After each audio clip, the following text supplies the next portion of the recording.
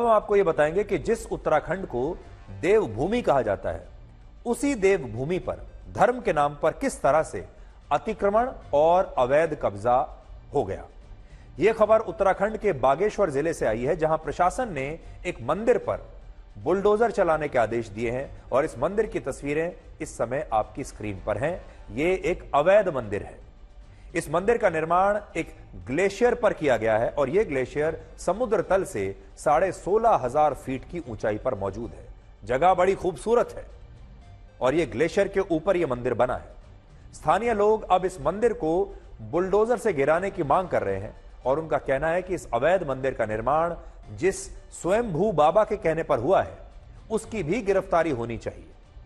इस स्वयंभू बाबा का नाम है बाबा योगी चैतन्य आकाश, जिसने इस अवैध मंदिर का निर्माण करने से पहले स्थानीय लोगों को एक काल्पनिक कहानी सुनाई। इस बाबा का कहना था कि एक दिन रात को देवी भगवती उसके सपने में आई और उन्होंने कहा कि इस इलाके में पवित्र जल कुंड के पास ग्लेशियर पर उनके मंदिर का निर्माण किया जाए। और जब यह बात स्थानीय लोगों ने इस बाबा से सुनी तो उन्होंने इस स्वयंभू बाबा को आश्वासन दिया कि वो इस मंदिर को बनाने में पूरी मदद करेंगे। और बाद में ऐसा ही हुआ। गांव के लोगों के सहयोग से 16,500 फीट की ऊंचाई पर एक गैर कानूनी मंदिर का निर्माण हो गया। बाद में इस बात का खुलासा हुआ कि इस मंदिर को बनाने का उद्देश्य असल में कुछ और था।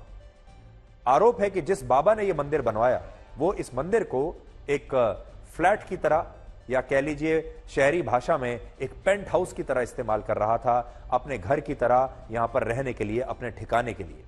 और उसने ग्लेशियर के पवित्र जल कुंड को अपना एक प्राइवेट स्विमिंग पूल बना लिया था, जिसमें बाहर से भी पर्यटक और दूसरे लोग आते थे। और स्थानीय लोगों का आरोप है कि यह बाबा धर्म के नाम पर देवभूमि का अपमान कर रहा है। लोगों की मान्यता है कि ग्लेशियर के जिस जल कुंड में हर 12 वर्षों के बाद एक धार्मिक यात्रा के दौरान देवी देवता स्थानीय लोगों को अपना आशीर्वाद देने के लिए आते हैं, उस पवित्र जल कुंड का यह बाबा अपमान कर रहा है और इसे अपने प्राइवेट स्विमिंग पूल की तरह इस्तेमाल कर रहा है। सबसे बड़ी बात यह कि जब लोगों ने इस पर आपत्ति जताई तो बाबा ने यह दावा किया कि वो इस पवित्र जल कुंड में डुबकी देवी देवताओं के कहने पर लगाता है।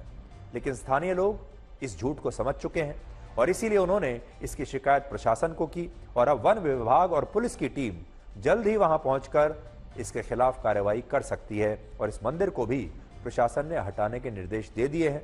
इससे आप समझ सकते हैं कि जिस देवभूमि पर स्वयं भगवान शिव आकर बसे थे, अब वहां कैसे धर्म के नाम पर अतिक्रमण हो रहा है।